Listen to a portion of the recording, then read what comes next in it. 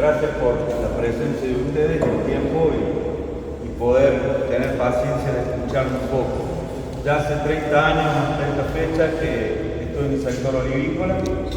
Primero, en 2014, esa fecha, como asesor privado, y todo el tiempo anterior en la gestión integral de la empresa olivícola como gerente técnico hacia dentro del campo.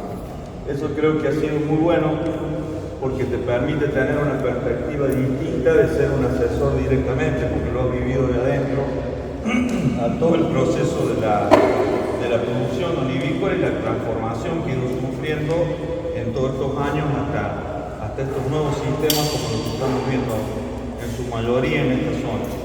Es un proceso interesante y difícil, nada fácil, con lo cual uno se tiene que ir readaptando a nuevas condiciones y aceptando nuevos retos, ¿no? La poda, la fertilización, las variedades, y en eso reconozco y creo que todos los que estamos acá hay que reconocer a la gente de Unión Agraria que fue pionera en el tema en la zona donde yo estoy, en Chilecito, y la verdad que fueron muy acertadas sus decisiones, ¿no? Uno es prudente en ese aspecto para ver resultados y tener experiencias para poder transmitirlas, pero no embarcarse en la primera noción que uno tenga sobre una idea de un sistema de cultivo nuevo. Pero ellos lo han hecho con muy buen criterio, tienen una empresa muy buena que siempre se los recomiendo que lo vayan a conocer. Por suerte lo van a tener acá, que lo pueden escuchar y valorable por supuesto su posición. Así que en esto hemos incursionado también de la mano de ellos y uno se ha podido ir perfeccionando en el camino hasta ahora. Sin más eso, pasando directo al tema que nos convoca hoy. Hace rato que venimos hablando con toda la gente de la zona en las bondades que tiene el sector, el lugar, no solamente de Coronel Dorrego específicamente, sino también se extiende un poquito más el área. Creo que hay algunas zonas más que se pueden considerar, pero falta un poco más de estudio. Mientras más nos retiremos de la influencia marítima, indudablemente que tenemos un poco más de dificultades en el tema de la producción segura o agroclimáticamente segura. Pero el tema que nos convoca hoy es ver por qué Coronel Dorrego puede ser un polo olivícola más que interesante para la República Argentina, y esto no es una exageración. Se está viendo ya en sucesivas cosechas que están sucediendo, que se están produciendo, que hay una estabilidad productiva, producto de un clima, de una situación agroclimática muy buena, con buena elección de variedades, con buena combinación suelo, variedad, clima para la expresión en aceite y en aceituna también. Es un dato importante el de aceituna porque si bien no hemos hecho una experiencia puntual sobre el tema, nos hemos encontrado situaciones de campo con variedades como hojiblanca, por ejemplo, donde yo específicamente pensé que íbamos a encontrarnos con un tamaño de aceituna mucho más reducida por la condición climática con respecto al noroeste argentino. Sin embargo, no fue así. Fueron 2 años consecutivos que estoy siguiendo un par de plantas que hay en uno de los campos en Largo, por ejemplo, acá cerquita de Tres Arroyos. Esas plantas vienen manifestando producción continua año a año con escasa becerría y con buen calibre de aceituna, lo cual da que pensar que puede ser alentador también el tema de la producción de hojiblanca en alta densidad, cosa que se está realizando como un cultivo para aceituna de mesa. Entonces no está descartada esa posibilidad. Yo la incluyo y la pongo en consideración, y acá hay gente capacitada para poder medirlo, tanto las instituciones públicas como los privados. Se puede empezar a avanzar en ese tema para indagar sobre el comportamiento. Pero el tema del aceite en sí, yo le traje para que discutamos un poco, y la idea es que sea interactivo esto. Uno no es dueño de la verdad en absoluto, sino ¿Qué ventajas comparativas tiene la zona? ¿Qué encuentro yo que puede ser diferencial con respecto a las zonas principales de producción del país? Referenciadas con el noroeste, sino que hay una disponibilidad de superficie a valores razonables. O sea, no hay que muchos lugares tienen superficie, pero a veces nos encontramos con el problema de los precios, ¿no? Esta es una combinación entre el precio y cantidad de hectáreas razonablemente buena, ¿no? Superficie apta para el cultivo de olivo, que se puede dar por campos nuevos o por campos que ya están bajo otra actividad que pueden asignarle una superficie al olivo, como un modo de tener una rentabilidad en un cultivo extra en el campo. Entonces están esas dos alternativas, pero hay el espacio para hacerlo y con costos razonables. O sea, no vamos a estar hablando de una zona top de producción de extensivo, donde los costos de esa unidad productiva son muy elevados para asignarle al cultivo de olivo. Hay una cultura agrícola en la zona, eso es importante, aunque a veces no se mida, pero es importante dado que facilita todos los procesos y todas las tomas de decisiones. Y los procesos productivos se ven facilitados por el productor. Tener un clima adecuado para la producción de aceite de oliva y aceituna, ahí pongo lo que es producción de aceituna, aunque sí incipiente los 2 años que vengo observando estas variedades de producción de mesa. Y hay una baja inestabilidad climática. La inestabilidad climática está medida por el grado de incidencia o frecuencia que tiene fenómenos adversos, heladas, granizo, viento fuerte, golpes de calor, etc., ¿no? Esa inestabilidad climática no está presente y absolutamente cuanto más nos acercamos hacia la influencia marítima, ¿no? Eso es muy importante porque eso da productividad y da rentabilidad a los sistemas. Cuando la incidencia climática o la inestabilidad climática hacia el norte del país es mayor y hacia las zonas de Cuyo a veces están mucho más influenciadas por fenómenos de granizo, por ejemplo, ahí tenemos dificultades mayores en la sustentabilidad de los proyectos y en la rentabilidad de ellos, por supuesto.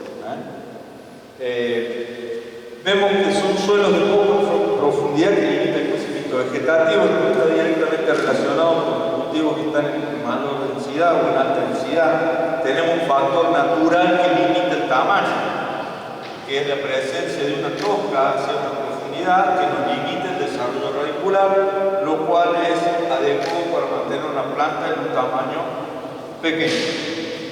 Distinto es el norte argentino, donde no hay limitación del suelo, donde la temperatura y el agua disponible también contribuyen a tener un sistema radicular profundo y amplio, y eso se relaciona la raíz grande con la copa grande. Entonces acá tenemos esa posibilidad natural que nos exige menos control mecánico de operaciones sobre la parte aérea de la planta. Eso también se traduce en menos costo y se traduce en menos conversión de la energía que nosotros aportamos en un crecimiento vegetativo que después tenemos que importar. Eso nos pasa más en el norte. Entonces estamos dando agua, fertilizante y demás, donde naturalmente se escapa ese volumen porque hay libertad para crecer, por lo tanto después lo tenemos que importar. Y ahí somos ineficientes. También es importante encontrar acá lo que yo le llamo la longitud promedio de la brindilla productiva para el lugar. ¿Qué longitud de brindilla, y mejor dicho, qué par de yemas son las necesarias para encontrar la producción equilibrada de los rivales en la zona? 25 o 30 centímetros, sabemos que los sistemas menos o intensivos, no superintensivos, intensivos, donde hay mayor experiencia en el noroeste argentino, esa longitud de yema, ¿sí?, basada en 8 a 12 pares de yema, son los tamaños de brindilla adecuados para encontrar las 10-12 toneladas o 9,5 toneladas por hectárea promedio, a donde se pueda dar una tonelada 200 o una tonelada 300 de aceite por hectárea, no más. Hay microclimas, es cierto, para que nadie se ofenda, donde hay producciones más altas, donde hay 1.7, donde hay 1.8 toneladas de aceite por hectárea. hectárea en 10-12 toneladas de promedio. No hay 18% de rendimiento promedio en aceite. No existe ese rendimiento, al menos muy puntual un año terminó, pero como promedio productivo no es un dato correcto. ¿Sí? No hay margen. ¿No? Estas zonas sí tienen los valores, ¿sí? Pero también hay que medirlo. Ese es un dato que lo vamos a ver un poquito más adelante. Hay buena fertilidad que ayuda a realizar bajo aporte de nutrientes, al menos inicialmente. No tengo que hacer grandes planes para un suelo que está muy bien provisto. Distinto a un suelo de sostén únicamente, donde no tengo prácticamente nada, sino carbonato de calcio de sobra en el noroeste argentino. Acá los suelos son buenos en ese aspecto, pero hay un punto de vista en esto, después lo vamos a ver más adelante, que son en algunos casos con algo de pH bajo, propio de la proporción de materia orgánica, la actividad que tiene, y ese pH bajo en el olivo, y lo he encontrado acá, en punta de meristema radicular, lo aniquila. ¿Por qué? Porque hay liberación de aluminio. Ese aluminio aniquila el meristema y aniquila la producción de hormonas. Por lo tanto, el crecimiento vegetativo se ve dificultado y hay mucha expresión de hoja enrulada que no simula, sino es déficit de zinc también, como parte añadido a ese déficit hormonal general que hay. Se produce ese déficit y antes pensábamos que era de deriva, un efecto de deriva, toxicidad, etc. Pero va por el lado de suelo. Hemos encontrado acá cerca raíces de ese tipo, lo hemos visto con el punto mochado, y eso es típico de una toxicidad por aluminio. La solución es el pH. La solución más fácil es agregar calcio. Pero bueno, son cositas que vamos encontrando y tendremos que encontrarle el manejo a eso. No es nada grave, porque hay millones de meristemas radiculares que hacen suplir la falta de hormonas que se producen algunas de ellas. ¿No? Pero es un tema de entender. ¿Qué pH hablando? 5,5. Comercializa envasados su aceite de esta zona sobre la ruta 3. O sea, dos puntos de destacar que envasa, que no es un tema menor, y comercializa en la puerta del campo prácticamente. Eso es un tema menor también. Hay distribución a comercio, por supuesto, pero un punto de venta en la puerta del campo comercializa muy bien todo. Eso ya es un dato muy interesante que en el norte argentino no sucede así, salvo en lugares donde el turismo está muy acentuado y muy trabajado, ejemplo Mendoza, pero no es fácil comercializar el producto en la puerta del campo. Sí, en otro comercio. Y hay un target elevado que compra el producto, busca calidad, conoce la calidad y paga la calidad. Porque una cosa que no lo ofrece, no la vende. Se ofrece, se conoce y se paga. Hay una trayectoria de gente del lugar que está presente, que ha hecho su trabajo, que ha hecho su esfuerzo, que ha posicionado el producto en el mercado, que lo ha hecho conocer y lo ha hecho con calidad y distintiva. Por lo tanto, esa historia está arraigada y esa historia hay que aprovecharla.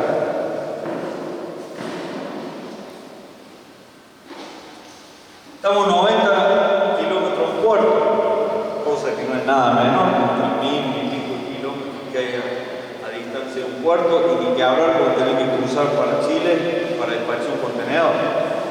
Todo con odisea, ¿no? Y costo. Aceite de oliva o alguna denominación de pampeano, es decir, tiene un régimen al alcance de la mano promocional. De distinta índole, no vamos a entrar en qué beneficios puede tener, pero pueden ser muchos los beneficios de entrar bajo esa denominación, ¿no? Que no está en el norte argentino. Hay que hacer una denominación de origen. En el norte habrá que distinguir el aceite de otra forma, pero este es un beneficio que ya está instalado. Entonces lo pueden aprovechar rápidamente.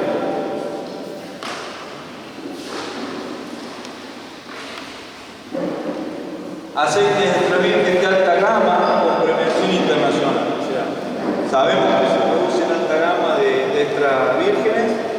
además son reconocidos en el mundo en los paneles que a la altura de cualquier otro productor de aceite de oliva del mundo y prestigioso.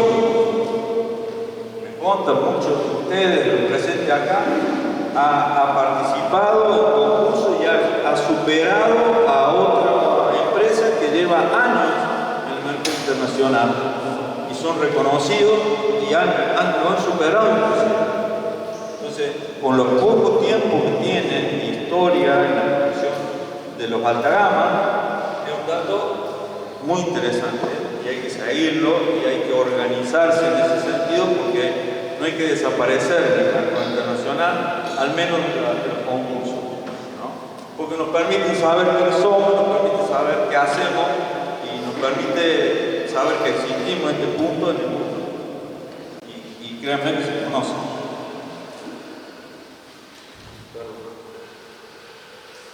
Infraestructura industrial moderna por el proceso de extracción de aceite, bueno, acá estamos en una. Ya está la primera industria moderna con tecnología actual para la extracción de aceite. A pocos kilómetros acá hay otra, a pocos kilómetros hay otra. Entonces empezamos a tener una industria disponible para gran cantidad de kilos con elaboración, extracción de primer nivel que nos permite tener un producto de primer nivel. No es cosa menor que tener que trasladarse 300, 400, 500 kilómetros con el fruto en un camión para extraer el aceite. Otra ventaja. Permite de esa manera tener extra vírgenes de alta gama fácil. Otra ventaja es que debemos mejorar los procesos de almacenaje. ¿Qué proceso? El enfriamiento. El aceite que está en una zona donde no tenés mayores complicaciones. Distinto donde tenemos 38 grados, donde sigue el enfriamiento es importante porque por cada grado de arriba de 18 perdemos 8% de vida útil del aceite. Por cada grado arriba de 18. O sea, si estamos en 24, subimos 6 grados. Por 8, 48. Perdimos la mitad de la vida útil del aceite por mal almacenado. Es decir, que el aceite en córdoba, en vez de durar un año, por decirles, va a durar 6 meses. Solamente por un almacenaje a una temperatura inadecuada.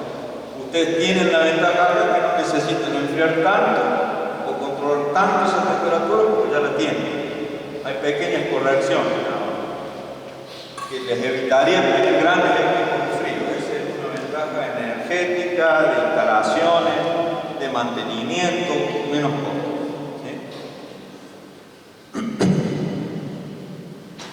Tener centros educativos cercanos para la formación profesional o la capacitación de los profesionales que tengan o de los técnicos que tengan. Y se pueden hacer convenios de I+D, o sea, de investigación y desarrollo, con las mismas instituciones, con instituciones públicas, con las instituciones privadas. Hay una interacción más fácil en la zona para lograr esto y esto permite avanzar mucho en este sentido. Centros mucho más importantes no están lejos. Por ejemplo, en el norte de La Rioja, Córdoba, por lo menos tenés como de acá a Buenos Aires, ¿no? Y es un impedimento. Bueno, pero como también en todos los sistemas hay ventajas y desventajas, por suerte lo poco que he podido recabar son pocas desventajas. Ustedes me ayudarán a agregar alguna más.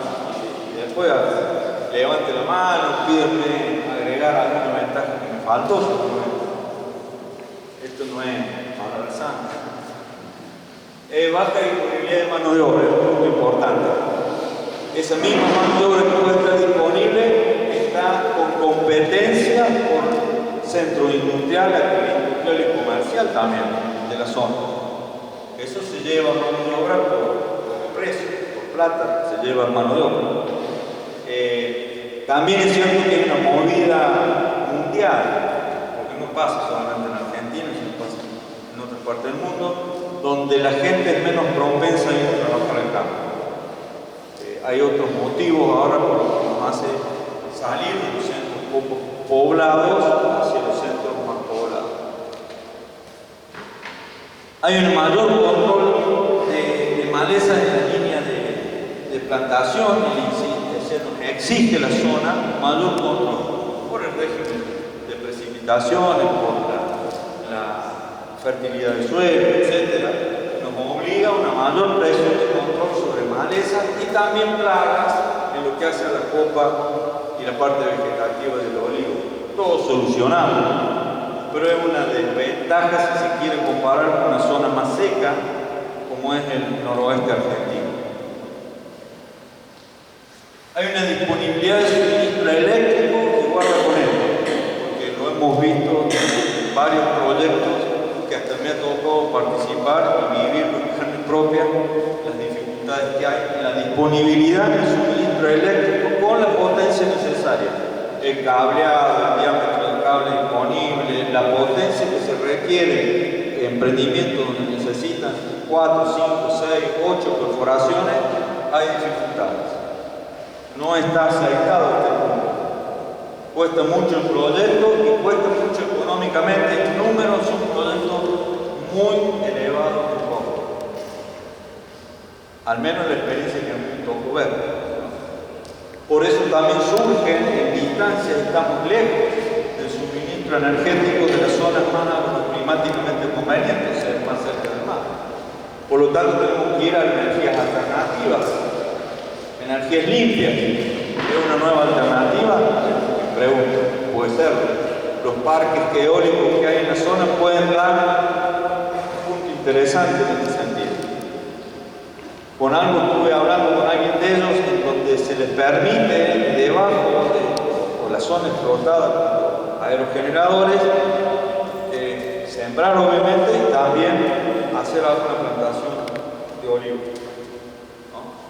La energía solar también es una alternativa, pero todo no tan facilitada y menos desde el punto de vista del costo para instalar. Esperemos que esas políticas de beneficio, por estar en una zona pampeana o patagónica, como quieran llamar, pueden canalizar este tipo de cuestiones y nos brinden una alternativa más fácil desde el punto de vista del costo para instalación del sistema y por supuesto el mantenimiento del sistema, o sea, el costo de uso real de la energía.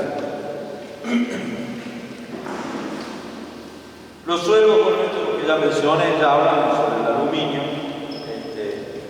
La solución es simple, se trabaja con escalando el suelo y eso no es caro para nada. Y vamos a un comparativo, esto no, que nadie se ofenda del norte argentino, porque a alguno le va a llegar el comentario y va a decir, este que está en Chilecito está hablando mal de los aceites chilecitos, ese no es el objetivo. Esto, como se me pide en esta comunicación que estamos haciendo, que hagamos un comparativo, como para tomar valor a lo que estamos parados en la zona. Bueno, el equipo de trabajo íntegro se conforma de Estela Gómez, que es una reconocida en el panel test, no solamente nacional, sino también internacional, como también Elina Bufa, que va a estar presente acá, en fin, son gente ya de trayectoria de años. Trabajamos con Estela en este tipo de testeos, con los aceites de la zona, con los aceites especialmente de mis clientes, cuando vamos a contribuir para un aceite de concurso. Estela tiene mucha experiencia en eso y nos permite detectar cuáles son los atributos más destacados de una determinada variedad y que conviene a que vayamos a tal o cual concurso. Ese es el trabajo que hacemos con Estela. Y vemos la diferencia que se nos van produciendo en un año por alguna incidencia en algún manejo en particular, por ejemplo, o una incidencia en año, efecto año, en las variedades. Por otro lado, trabaja el ingeniero Arana, que conforma también mi equipo. Somos los tres. El ingeniero Arana trabaja especialmente en el manejo integrado de plagas, porque es un tema a atender. Si bien hay mucha bibliografía, pero hay poco de conformación de un plan de manejo de cochinillas, por ejemplo, y de repilo, que son y tuberculosis. Bueno, hay prevención de tuberculosis y hay mantenimiento, no hay erradicación naturalmente. Pero en esos tres aspectos trabajamos junto con el ingeniero Arana en algunos tips que hemos tratado de traer para tratar de hacer un manejo más ordenado y con mejores resultados. Solo eso yo no lo puedo afrontar. Entonces, he necesitado la colaboración de él.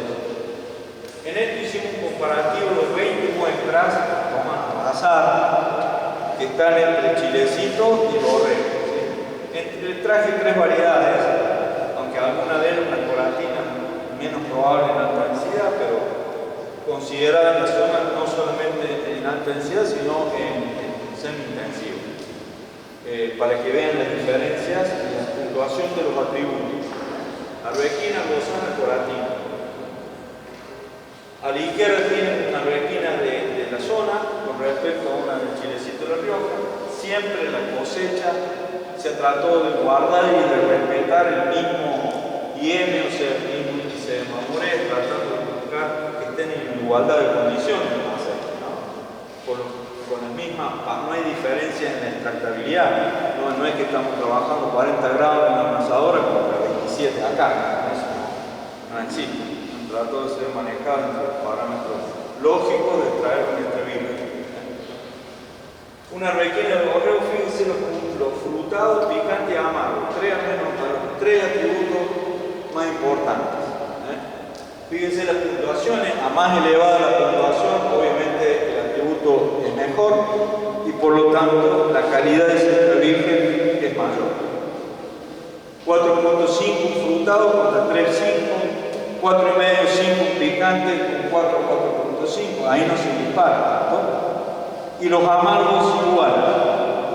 Es muy difícil que en una arbequina se puede sacar un amargo, pero no hay grandes rangos de diferencia en ese atributo. Entre zona o entre... Tiene que haber una diferencia mucho en el índice de madurez para que haya diferencia en el amargo. No manejo impacta poco, zona impacta poco en la diferencia si estás manejando el mismo índice de madurez. No sé si me explico. Una semiverde de esta zona con aquella zona van a estar muy parecidos. Tuvo que haber deteriorado esa aceituna para que haya una diferencia importante. Pero hay diferencia a favor de la zona. Acá traemos la arbozana. Tengan en cuenta que son promedios, acuérdense que son 20 muestras, ¿no?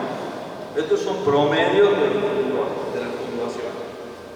Arbozana de borrego, 4.5 frutados, 3, acá sí nos diferenciamos. Hay importante diferencia, 3 por el frutado. El picante 5,5, ahí tenemos también una diferencia marcada en el picante, contra 4,5 y 5, casi un punto. Y ahí también se dispara en arbozana, no en arbequina, fíjense en el comportamiento varietal, eso es plenamente varietal. Te vas a 4,5 contra 3,5 y 4. Entonces hay una variedad que está marcando una diferencia en los tres parámetros bastante marcada con respecto a esta zona. Y esto directamente muchachos se traduce en precio. Lo tienen que hacer traducir en precio. Ese es el mensaje que estoy dando. Porque esto no sucedió en un solo año, viene sucediendo y hay gente con años de trayectoria en la zona que lo puede aseverar. Corrige aceites, y si va a aceite puramente dirigido a un mercado desde acá, que no va a corregir ninguna partida, sino que va directamente vendido, tiene que pagarse más. Porque eso lo dice. Y ni que hablar de los parámetros físico-químicos, que no están en esta consideración. Los grados de oleico que tenemos en una arbequina con respecto a otras de zonas más cálidas, es bien marcada la diferencia. Estamos hablando de 65 para arriba, o de lo más bajo que he podido llegar a medir acá es 65 hasta 70, 74, según las variedades de oleico, de composición de ácidos oleicos. Ácido oleico. Acá ven la coratina, entre borrego y los frutados, el picante, fíjense cómo se quedan ahí en el picante casi palo a palo, ¿verdad? Y los amargos, ahí también marca una diferencia notable. Hay un efecto, quizás no lo sabemos, pero quizás Estela me lo marca siempre, un efecto más se llama ella de dilución. O sea, hay un mayor efecto de la humedad ambiente o de suelo, no lo sabemos bien, sobre, por ejemplo, el picante. Debería ser más la diferencia. Pero bueno, estamos en ese punto. Después tenía otros aceites como Nevadillo, Coronel, pero no teníamos comparativa. Con el norte, por ejemplo, el Nevadillo en el norte no lo podemos hacer. Acá hay algo de Nevadillo, algo no, hay Nevadillo. Muy buen varietal y premiado inclusive en sistemas semi-intensivos. Ahora pasa, ¿hay algún aporte? Por favor, aporten esto, quiero que sea y vuelta. Así que pregunta, aporte, sí. Yo que no soy conocedor, al ser amargor y picante me parecería que fuera al revés. Cuanto más amargor, para mí sería peor. Pero bueno, creo que no. Y otra cosa, hace 30 años que yo consumía aceite sanjuanino porque mi suegro era sanjuanino y era terriblemente fuerte. Y al punto de que después te repetía, esto nada que ver. Y los parámetros que veo son muy similares. ¿Por qué esa condición de ser tan amargo o tan fuerte el cuyo? Mira, primero había una falsa concepción en que el mejor aceite de oliva era el que más gusto a aceituna tenía. Eso es un error. Eso lo asociamos con el fruto. Y no es así. O sea, lo que más se parezca al sabor del fruto es mejor el aceite. No, es al revés, porque eso indica fermentación, es un deterioro del aceite con gusto a aceituna. Estamos hablando de un deterioro. Aceituna de mesa, También. aceituna preparada, porque el aceite tiene que tener gusto de aceituna que está en la planta. Correcto. Por eso se habla de que el aceite de oliva es un jugo de fruta, porque no tiene ningún aditivo del proceso de extracción. Es netamente extracción del aceite que está en la pasta de la aceituna, porque se ha molido esa aceituna antes de entrar a la amasadora y a la centrífuga, que es un proceso de centrifugación. Primera prensada en frío, no existe más la primera prensada. Prensada habla de prensa. Ustedes en los procesos modernos continuos, se llaman, no hay ninguna prensa. No es mala palabra prensa, sino que es una falsedad. Hoy no existe en estos métodos, es un método antiguo, correcto, pero hoy no está. Y prensa en frío, tampoco.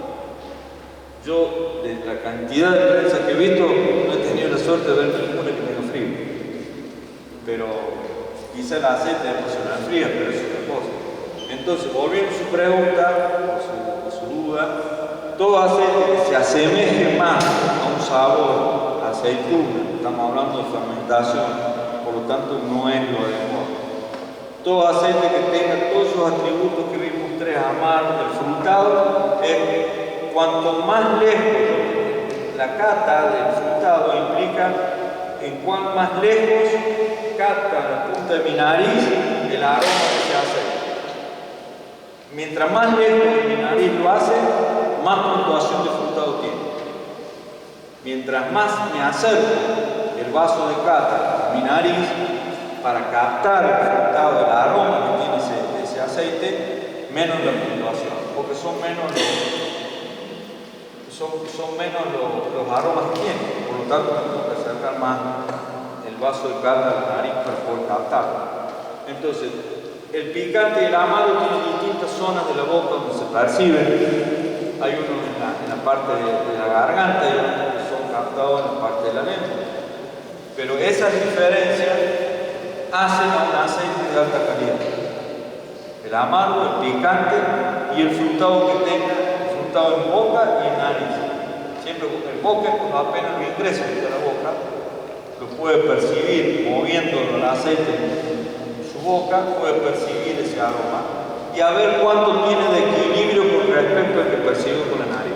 Los aceites de alta gama, de gran puntuación, son muy equilibrados. Se percibe parecido lo de la boca con lo que percibe la nariz. Por ejemplo, un aceite muy agresivo en la nariz puede ser semi-agresivo en la boca. Ahí estamos muy parecidos. Entonces ahí son de más alta gama. Entonces después aquí más, ya lo que me dijo de la aceituna en mesa está. ¿Algo más? ¿Alguien más? ¿Acoto participa? Seguimos. Algunos tips para lograr productividad en el olivar, porque estamos arrancando y hay gente que está por arrancar, está interesada.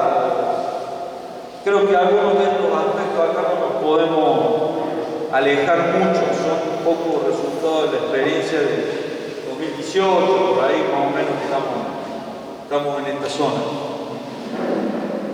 La plantación debe realizarse bien acotada, esto es bien importante, entre noviembre a inicios de diciembre.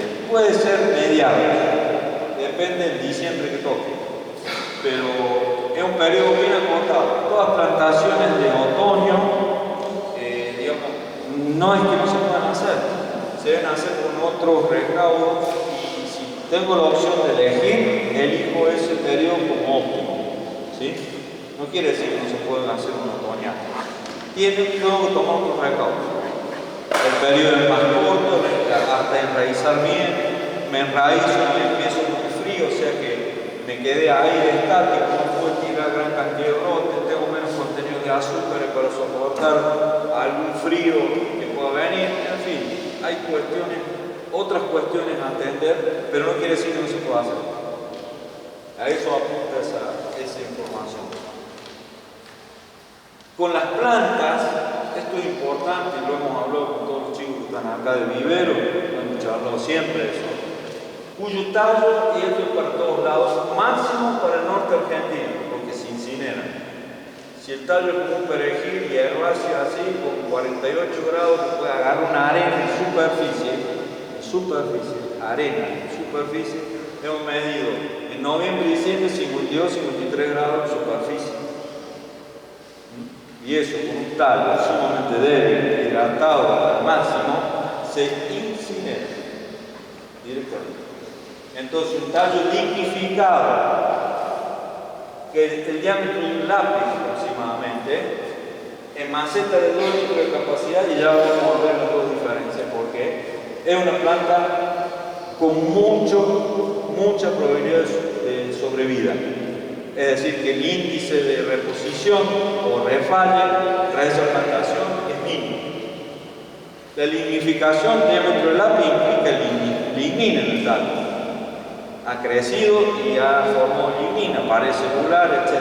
Entonces está preparado para aguantar temperatura elevada allá, daño mecánico posible, temperatura, excesiva profundidad de plantación, que a veces sucede. Se exagera la profundidad, se planta más profundo, pero yo tengo una lignina que me va a aguantar, ¿sí? Y en esta condición hasta podemos hablar al revés, no tanta temperatura, pero hablar de alguna lluvia esporádica grande, por ejemplo, encharcamiento, etc. Condición de humedad prolongada, que si tengo un tallo mucho más débil, me lo puede matar una fungosis, me puede matar cualquier hongo, etc. rápidamente. En cambio, con un tallo grueso con más lignina, no me va a pasar eso. La maceta de más capacidad habla directamente de más cantidad de raíces, directamente. Mientras más cantidad de raíces tengo, aseguro una probabilidad mucho mayor de colonizar rápido el suelo que con 3 raíces locas. Sin hablar mal de cualquier sistema de producción de plantines, no apunta eso en mi comentario. Los hay, porque es distinto, pero son hay que ver qué condición yo voy a poner esa planta y en qué lugar voy a poner un cucurucho con poca cantidad de raíces, ¿no? En estas condiciones, lo que yo encuentro de mejor resultado es ese tipo de maceta con esa densidad de una maceta de 2 litros con capacidad de gran enraizamiento. Y la colonización del suelo es fundamental, se logra rápidamente y es un lote que va muy homogéneo, muy rápido, vegeta muy rápidamente y tengo las condiciones para entrar muy rápido. Que ese es el sentido, ¿no? Llenar la copa rápido para que insole, forme azúcar y tenga capacidad de madurar yema y empezar a producir. Ese es mi secreto. Cuanto antes salga lo vegetativo y te produce eso es el mayor beneficio. Sí o sí debe controlarse solo en la línea de plantación. Acá. En todos lados en general. Ahora te la perdona más en el norte con respecto a esto. Acá el suelo se puede cerrar fuertemente, hay más composiciones de arcilla en los paquetes de suelo, por lo tanto también de limo, por supuesto, por lo tanto también genera dificultades mecánicas a la expansión radicular. Si bien en los alta densidad no buscamos gran expansión, pero sí en la línea que pretendemos manejar el sistema de raíces, que es la línea de proyección de la copa, que no más de 1,5 metros, también en total, 1,80 m en total de proyección de la copa. Ese manejo del suelo es importante. Evaluar cruzar, es decir, perpendicular a la línea de plantación, si es necesario o no, eso se termina haciendo una calicata y viendo cómo está el suelo, ¿no? Y otro punto fundamental que no está acá, una vez instalado el olivar, lo venimos viendo en Yumarol, lo venimos viendo con Diego y Federico acá en la finca, el manejo del suelo interfilar.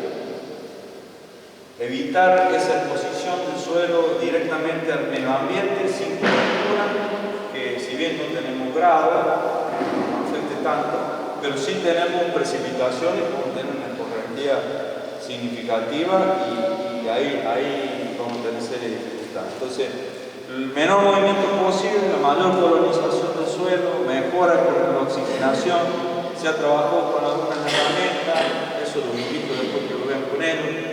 Interesante, recién estamos incursionando, falta mucho. Creo que el oxígeno por el suelo, como es un gas, difunde el sistema radicular y está directamente relacionado con la producción. 12% de oxígeno en el suelo que asegura condiciones de producción plena. Eso está medido. Y porque posibilita los procesos de fijación de nitrógeno, porque facilita todos los mecanismos aerobios, es decir, con microflora que trabaja con oxígeno, y todos los procesos de microflora en el suelo que son benéficos. En eso estamos, por ese camino estamos yendo. Hay un montón de bichos en el suelo que no hemos olvidado y están para ayudarnos. Y no cuesta mucho darle mejores condiciones. Es ese camino en el que también les traigo como inquietud a que lo asumen. Sé que varios de ustedes lo hacen, pero que sigan insistiendo por un mecanismo interesante, porque hay múltiples beneficios que no lo hemos considerado o no hemos olvidado y que son gratis. Fijación de fósforo, solubilidad de fósforo, ponerla disponible, control de plaga, los hongos que son patógenos tienen control con microorganismos del suelo. Por supuesto que es un proceso que hay que colonizar con el microorganismo que es benéfico. Esto no es gratis ni de un día para el otro, pero si empezás a trabajar en esa línea, vamos a tener mejora. Y son sistemas vulnerables desde el punto de vista de precipitaciones muy elevadas. El otro día, hace 15 días, no sé cuánto, 90 o 60, 90 milímetros, 100 milímetros, un solo golpe, ¿no? Y si tenemos ese suelo muy movido, con algo de pendiente, leve, como sea, seguro tenemos una carga en poco tiempo. De ahí apunta esta idea. Se sugiere la adopción de cultivo en alta densidad, no quiere decir que por ser el único, esto está ajustado al gusto y placer de cada uno. Las variedades, no todas las variedades entran en alta densidad, también el gusto de la variedad que quiera. Un nevadillo difícilmente lo metamos en alta densidad, un frantoio que está en la zona con muy buenas condiciones, tampoco lo podemos meter en alta densidad, pero el que veo que va a tener muy buenos resultados y lo está teniendo es el de alta densidad, porque permite liberarnos de mucha mano de obra, rapidez en la obtención de la fruta, rapidez de elaboración de las aceitunas, todo trae a que el sistema sea de aceite de alta gama. Y el principal problema que yo veo es que la disponibilidad de mano de obra también, entonces todo cierto. Podemos ocupar superficies más reducidas con un sistema de alta tecnología y uso de maquinaria que les permite obtener productos rápidamente. Entonces, por ese motivo de que y por los datos que está obteniendo la zona, encuentro que el modelo funciona bien. Se pueden adoptar sistemas silvopastoriles, que no, se puede producir en la entrefila pastura, se puede con más trabajo y control, con sistemas eléctricos, sistemas mecánicos que se desplazan los animales por ello, puede pastarse en la entrefila, lo estoy mencionando. Hay gente que le gusta, que quiere o no quiere mezclarse con ese tema. Simplemente le digo, lo tienen posible, la zona lo permite y tienen una actividad extra a la producción de aceite. Y a su vez conserva y mejora la actividad biológica. Evaluar en qué situación conviene alomar el suelo en la plantación, eso se lo dejo también. Yo creo que prácticamente en ningún caso, lo que he visto, conviene alomar. Alomar es hacer el bordo para plantar encima, salvo en una condición muy puntual que sea todo un campo de muy bajo perfil explorable, después tenemos de todo. Pero lo que he visto acá es que eso se circunscribe nada más a una pequeña parte de un campo, o a una zona. No todo el campo tiene 20-30 centímetros de suelo únicamente. Gran parte del campo tiene 50, 60, 40 en general, en donde no considero que es necesario alomar, porque eso tiene un costo magnífico y además tiene una dificultad importante. Con el paso de los años, esa loma que no se deshace se compacta y ahí están las raíces, la mayoría de las raíces están ahí. Y si hay compactación en esa loma, decime cómo hacer para moverla, para airearla, porque necesitamos oxígeno. Es complicado, no es imposible, pero es complicado. En Chile he visto los elementos mecánicos que están usando, que empezamos a mover, como son de Talca, que tienen precipitaciones altas, a mover ese bordo, esa loma muy compactada, tremendamente compactada. Entonces, en lo posible, y lo que he visto en la zona no precisa. Son pequeños sectores de campo donde el suelo es poco profundo. Son 5 los puntos para el éxito de la productividad del olivar moderno. Eso es lo que les traigo como experiencia de todos estos años que uno va desde Catamarca, La Rioja, San Juan, Mendoza, Dorrego, Chile y ahora Perú. 5. Riego, poda, fertilización, manejo de plaga y fecha de cosecha, muchachos. 5 elementos que tenemos que manejar siempre. Se poda todos los años. Se riega adecuadamente. Hay que empezar a medir el riego, cuándo, cómo, dónde, cuánto. Ese es un trabajo que nos queda, porque recién estamos empezando, pero lo tenemos que medir. Hay años que son complementarios porque tenemos mucha precipitación, años que no, ejemplo pasado, con mucha falta de lluvia y hay que regar mucho más. Fertilización, creo que más o menos está algo claro, los niveles de fertilización, hay que irlos ajustando y estudiando los foliar también cómo está repercutiendo de abajo hacia arriba, ¿no? La fertilización. El manejo de plaga bastante bien, no hay grandes sorpresas en eso. Hay un manejo, hay sistemas hay monitoreo que estamos haciendo. Muchos momentos donde la plaga tiene una disparidad enorme con el norte argentino, enorme de su biología. Entonces tenemos momentos muy distintos de susceptibilidad de control. Vamos a controlar un momento susceptible. Yo puedo ver una planta llena de cochinillas, por supuesto, pero ¿para qué voy a hacer la aplicación si no tengo efecto? Que esté la carcasa de la cochinilla H ahí presente en una rama, mientras no esté móvil, ¿para qué lo voy a aplicar? Tengo un efecto. Esto viene del monitoreo, del control de aplicación, cantidad de población inicial, aplicación, resultado de la aplicación. Cuántas muertas, cuántas vivas, cuántas encapsuladas, cuántas móviles. Y ahí vamos viendo cómo es la biología de la plaga y cuándo controlar en esta zona, al menos en el campo que estamos viendo.